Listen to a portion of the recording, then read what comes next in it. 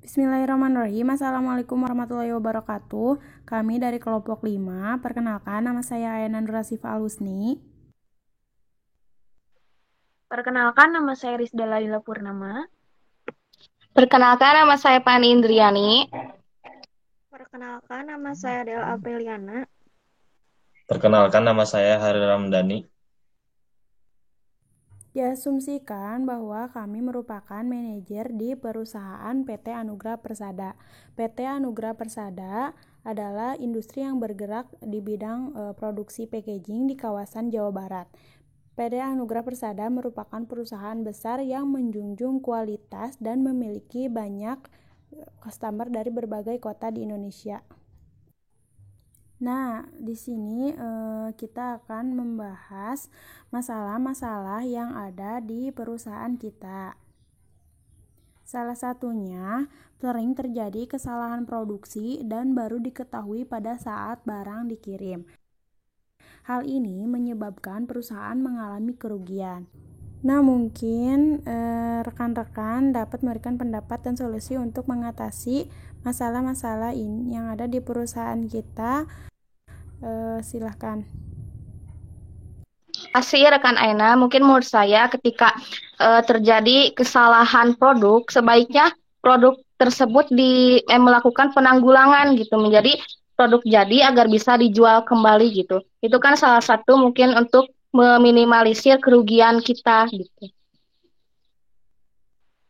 Ya, dan tambahan menurut saya mungkin kesulitan dalam meningkatkan efisiensi pengontrolan barang yang akan dijual menjadikan kesalahan produk tidak dapat dihindari ketika barang sudah dikirimkan, yang menjadikan kurangnya pengawasan dari karyawan-karyawan atau mungkin kurangnya eh, pengetahuan dari salah satu karyawan mengakibatkan kesalahan tersebut dapat terjadi.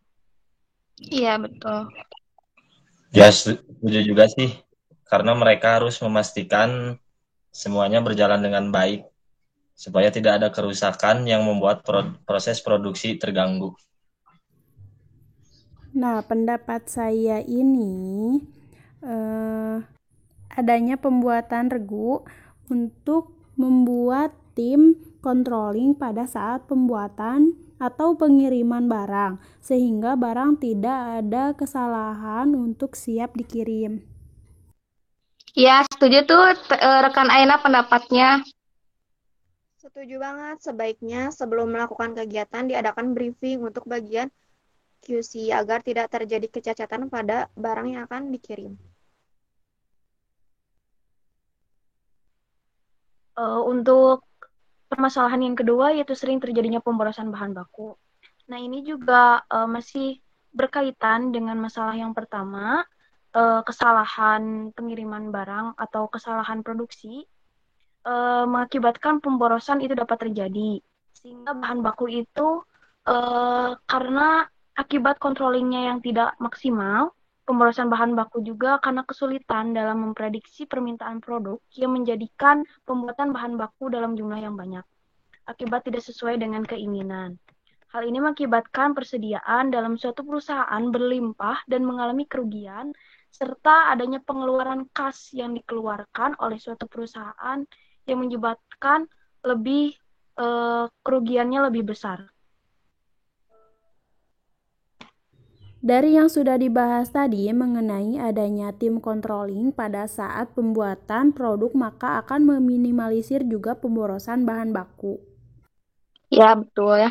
Dan menurut pendapat saya juga jika mengeluarkan bahan baku sebaiknya mengeluarkanlah sesuai dengan kebutuhan gitu. Jangan sampai mengeluarkan bahan baku yang tidak terpakai nanti kan kita juga yang rugi gitu.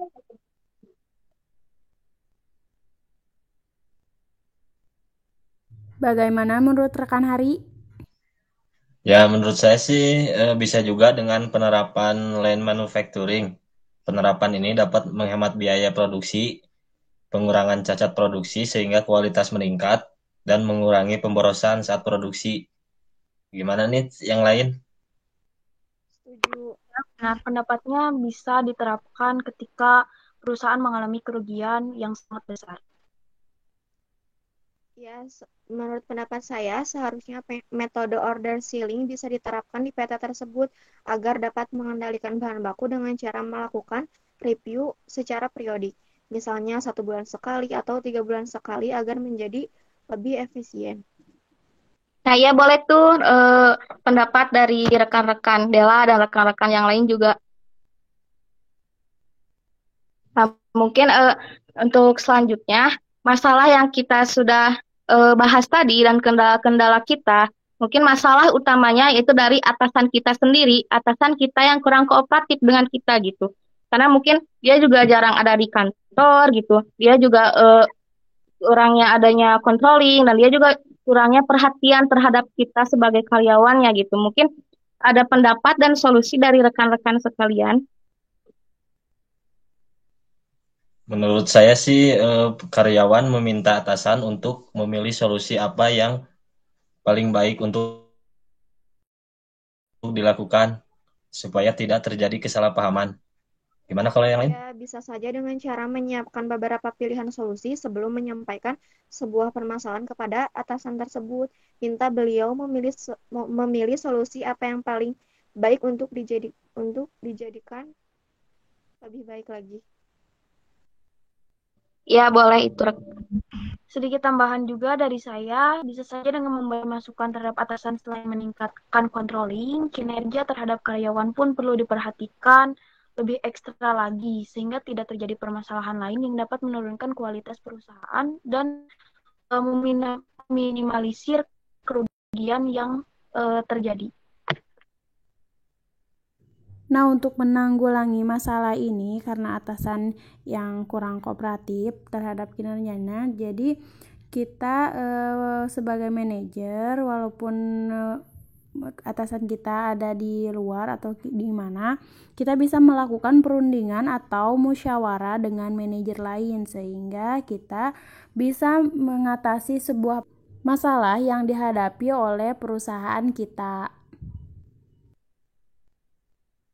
Nah, mungkin untuk pendapat pribadi saya juga sebaiknya gitu, kalau misalnya pendapat kalian tidak terrealisasi, sebaiknya kita sebagai karyawan dan manajer gitu, untuk mendekatkan diri terhadap atasan kita gitu, Eh, menyampaikan gitu, apapun itu, laporan apapun itu, untuk mencari perhatian beliau gitu, karena kita juga hanya bawahan dan butuh atasan kita untuk mengkontrolling semuanya gitu. Nah, bisa seperti itu. Jadi, kita sebagai manajer pun bisa mengatasi masalah-masalah yang ada di perusahaan kita. Mungkin itu saja penyampaian-penyampaian dari kelompok 5. Terima kasih. Wassalamualaikum warahmatullahi wabarakatuh.